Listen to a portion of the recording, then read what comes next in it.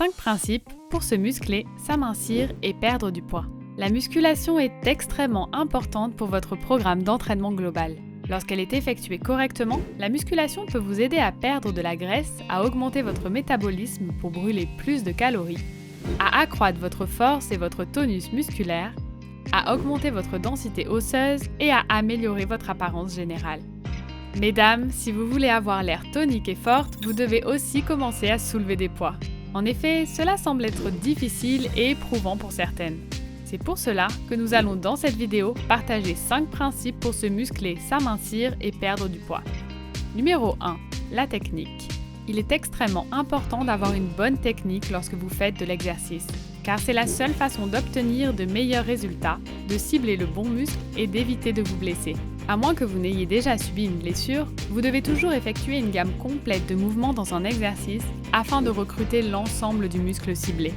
Par exemple, si vous effectuez un demi-squat au lieu d'un squat complet, vous ne solliciterez pas pleinement vos quadriceps, vos fessiers et vos ischio-jambiers. Vous ne vous entraînez donc pas de manière optimale. Concernant la connexion corps-esprit, il est important de concentrer vos esprits sur le muscle ciblé lorsque vous effectuez un exercice. Si vous êtes un débutant, vous aurez peut-être du mal à le faire au départ. Par exemple, lorsque vous effectuez un développé couché, au lieu de sentir les muscles de la poitrine, vous pouvez sentir davantage vos épaules. Cela prendra du temps, mais vous devez continuer à dire à votre esprit de se concentrer sur ce muscle particulier. Et au bout du compte, vous créerez la connexion corps-esprit. Numéro 2. La tension mécanique. La tension mécanique est le principal stimulus de la croissance musculaire. Pendant l'entraînement musculaire, les muscles subissent des forces d'étirement lorsqu'ils essaient de se raccourcir, mais ils y résistent. Ils subissent également des forces d'étirement lorsqu'ils s'allongent pendant que nous maintenons une charge. Mais ces forces sont comparativement plus faibles. Si votre objectif est d'augmenter votre force, les poids doivent être suffisamment lourds pour que vous puissiez effectuer entre 4 et 6 répétitions maximum avec un intervalle de repos de 2 à 5 minutes. Si votre objectif est l'hypertrophie ou la croissance musculaire, les poids doivent être suffisamment lourds pour que vous puissiez effectuer entre 6 et 12 répétitions maximales par série avec un intervalle de repos de 60 à 90 minutes. Si vous pouvez soulever plus, alors vous ne soulevez pas assez lourd. Vous devez ajouter des poids. Oui mesdames, vous devez soulever des poids lourds pour augmenter votre force et votre poids. Et non, cela ne vous rendra pas plus volumineuse. Numéro 3. La fatigue musculaire. Vous devez avoir le sentiment d'avoir poussé suffisamment fort et en fait, vous devez vous entraîner jusqu'à l'échec. Qu'est-ce que cela signifie ? L'échec musculaire pendant un entraînement de force est le point auquel la fatigue est suffisamment élevée pour empêcher un muscle d'exercer la quantité de force nécessaire pour effectuer la répétition en cours. S'il est possible de faire une autre répétition, vous n'avez pas atteint l'échec musculaire. L'objectif est d'induire la plus grande croissance musculaire possible en pompant un maximum de sang dans la zone concentrée. Une autre façon de cibler la fatigue musculaire est d'augmenter le volume par groupe musculaire. Ce volume est calculé sur la base du nombre d'exercices pour un groupe musculaire multiplié par le nombre de séries pour chaque exercice. Le volume par groupe musculaire est égal au total des exercices par groupe musculaire fois le total des séries pour chaque exercice. Par exemple, si vous travaillez vos fessiers et effectuez 3 exercices, hip thrust, Romanian deadlift et kickback, et que vous faites 3 séries pour chaque entraînement, le volume de la séance d'entraînement sera de 3 exercices fois 3 séries, donc de 9. Un bon volume pour augmenter la croissance musculaire se situe entre 6 et 10. Le volume d'exercice par groupe musculaire doit être augmenté progressivement en fonction de la capacité d'entraînement. Numéro 4. Entraînement excentrique.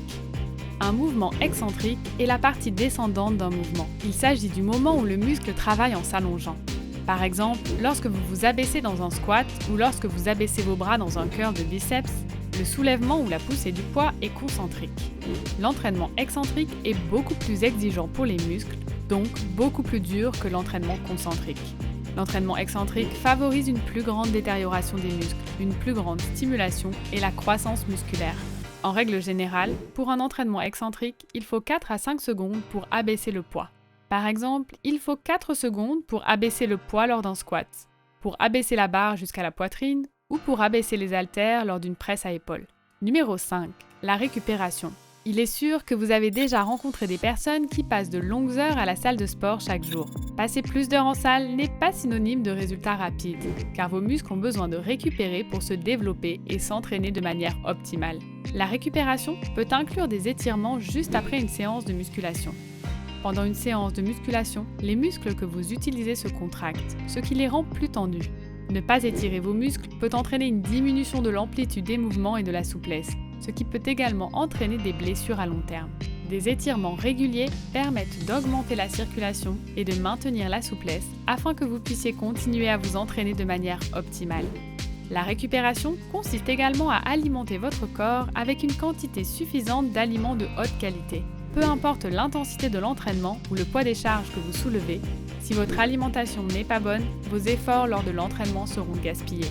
Assurez-vous de nourrir vos muscles avec suffisamment de protéines maigres, de glucides, de légumes et de graines saines.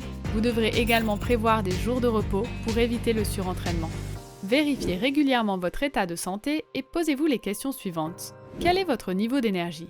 Quel est votre niveau de stress? Quelle est la qualité de votre sommeil? Tous ces éléments ont un effet direct sur votre récupération. Un autre point important est d'éviter de trop manger ou de consommer trop peu de glucides. Oui, vous pouvez vouloir réduire votre consommation de glucides, mais votre corps en a toujours besoin pour son énergie. Si vous suivez un régime extrêmement pauvre en glucides, votre niveau d'énergie diminue, votre niveau de stress augmente et cela affecte également votre sommeil et votre entraînement. Connaissez-vous ou pratiquez-vous d'autres méthodes et exercices pour vous muscler? Faites-le nous savoir dans les commentaires. Vous avez apprécié cette vidéo? N'hésitez pas à liker, partager et surtout à vous abonner. Sans oublier la cloche de notification pour être informé dès qu'une nouvelle vidéo sortira. À bientôt!